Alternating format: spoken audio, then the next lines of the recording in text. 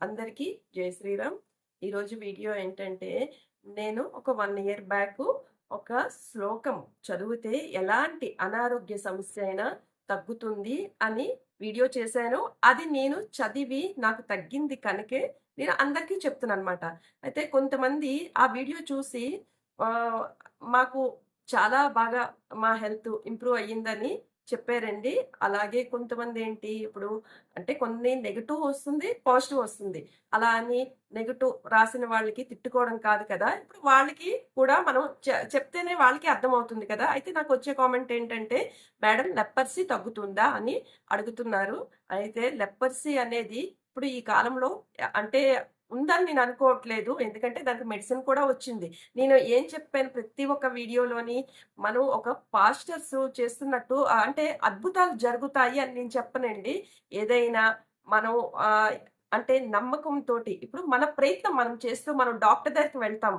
వెళ్ళి ఇప్పుడు ట్రీట్మెంట్ తీసుకుంటాము. తీసుకొని ఏదైనా జబ్బు మనకి ఉంది అంటే మెయిను భగవంతుడినే కదా ప్రార్థిస్తాము. అలాగే ఇప్పుడు మనం ప్రార్థించేటప్పుడు ఈ శ్లోకం ఏది నేను ఆ శ్లోకం అనేది కూడా ఒకసారి నేను చెప్పేస్తాను. కొత్తగా చూసిన వాళ్ళకి తెలీదు కదా!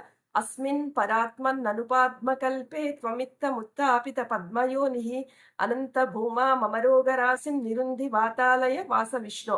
ఈ శ్లోకం మాట. ఈ శ్లోకం రోజుకి 18 సార్లు చదివితే అంటే ఆహ్, అంటే తీవ్రత ఆ అనారోగ్య సమస్య అంటే తీవ్రత అనేది తగ్గుతుంది. తగ్గి మనకి తట్టుకునే శక్తి ఉంటుంది. ఇప్పుడు మనకి రోగాలే రాకూడదు, కష్టాలే రాకూడదు అని మనం ఎప్పుడూ అనుకోకూడదు. ఎందుకంటే మనిషి పుట్టుకే రోగాలు, వ్రష్టులు, కష్టాలు అన్నీ ఉంటాయి కదా! ఇప్పుడు ఆ తట్టుకునే శక్తే ఏంటి భగవంతుడు మనకి ఇవ్వాలని మనం ప్రార్థించుకుంటాం. అంటే మానవ జన్మే మనకి అన్నీ ఉంటాయి. కష్టాలు, సుఖం అన్నీ ఉంటాయి. అది అంటే మనం తట్టుకునే శక్తి భగవంతుడిని కోరుకోవాలి. అంటే శక్తి ఇవ్వండి తండ్రి అనేసి కోరుకుంటాము. అలాగే ఇప్పుడు కొంతమంది ఇప్పుడు నేను లాస్ట్ ఒక అంటే పేపర్‌లోనే ఒక పేపర్ కటింగ్ ఏదో చూసాను. అయితే గుంటూరులోని ఇది 2024లో జరిగిందనుకుంటాను. లేకపోతే 2004 అది నేను మీకు స్క్రీన్ షాట్ కూడా పెట్టి నేను యాడ్ చేస్తాను. ఒక అమ్మాయికి బ్రెయిన్‌లో ట్యూమర్ వచ్చిందంట. ట్యూమర్ వస్తే ఆ అమ్మాయికి అంటే ఫుల్‌గా మత్తు ఇవ్వకూడదంట. ఓన్లీ ఎక్కడైతే ఆపరేషన్ చేస్తారో అక్కడే ఇచ్చారంట. ఇప్పుడు ఆ అమ్మాయి ఏం చేసింది? అయినంత వరకు ఆపరేషన్ అయినంత వరకు హనుమాన్ చాలీసా చదువుకుంది.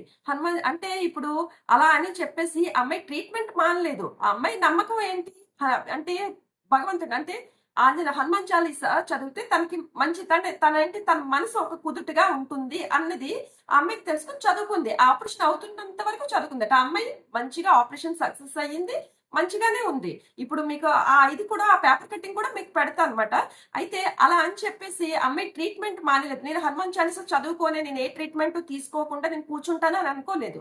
ఎందుకంటే తన ప్రయత్నం తను చేసింది. చేసి ఇప్పుడేంటి తర్వాత తన నమ్మకం ఏంటి? భగవంతుడు నమ్మకం. ఎవ్వరైనా అండి కొంతమంది వాదిస్తారేమో గాని, ఏ డాక్టర్‌లైనా, ఎలాంటి వాళ్ళైనా ఏదైనా మనం వెళ్ళాం డాక్టర్ దగ్గరికి వెళ్ళాము, పలానా జబ్బు ఉంది అంటే, భగవంతుడు మా ప్రయత్నం మేము చేస్తాము. తర్వాత ఆ భగవంతుడి దయ అనేసనే అంటారు కదా! అలాగే ఇప్పుడు ఇది నమ్మకం ఉన్న వాళ్ళకే నేను చెప్తున్నాను అనేది ఏదో అడ్డదిడ్డంగా అంటే క్వెషన్స్ వేయడం కాదు. అది ఆలోచించుకుంటే మీకు అర్థమవుతుంది. ఈ శ్లోకం అయితే చాలా చాలా తగ్గుతుందండి. అనారోగ్య సమస్యలు ఇప్పుడు వేరే వాళ్ళ కోసం చదవచ్చా అంటే ఇది వేరే వేరే వాళ్ళ కోసం కాదండి. ఎవరికి అనారోగ్య సమస్య ఉంటే వాళ్ళు చదువుకుంటే మాత్రం తప్పకుండా ఆ అనారోగ్య సమస్య అనేది తగ్గుతుంది. అంటే మనకి కొన్ని కొన్ని చూడండి ఎన్ని మందులు వాడినా అది ఏ రోగం అనేది తెలీదమాట. తెలీనప్పుడు అప్పుడు మనం ఎన్ని మెడిసిన్స్ వేసుకున్నా తగ్గదు. అప్పుడు మనం దైవ బలం కూడా తోడుంటే ఈ శ్లోకం చదువుతూ మీరు మెడిసిన్ వేసుకోండి. తప్పకుండా రిలీఫ్ అనేది ఇస్తుంది. ఇదైతే మాత్రం ఒక లైక్ చేయండి. ఎందుకంటే నేను పదే పదే చెప్తున్నాను. ఇప్పుడు నేను ఈ వీడియోస్ చేయడం వల్ల నాకేవి డబ్బులు వచ్చేయట్లేదండి. ఎందుకంటే నా వీడియోస్ ఏవైనా ఉన్నాయి ఒక 200, 300 వ్యూసే వస్తాయి. కానీ ఈ వీడియో నేను 2 సార్లు పెట్టానన్నాను కదా! అది లక్షల్లో వెళ్ళింది. అంటే కొంచెం పాతవి మీరు చూడండి అవి. ఎందుకంటే ఇప్పుడు అవి ఎంతమందికి ఆ శ్లోకం పనిచేసిందో అన్నది నాకర్థమవుతుంది. నాకు కూడా చాలా అంటే హ్యాపీ అనిపిస్తుందన్నమాట. ఆహా! ఇంతమంది అంటే షేర్లు కూడా అన్ని వెళ్ళాయన్నమాట.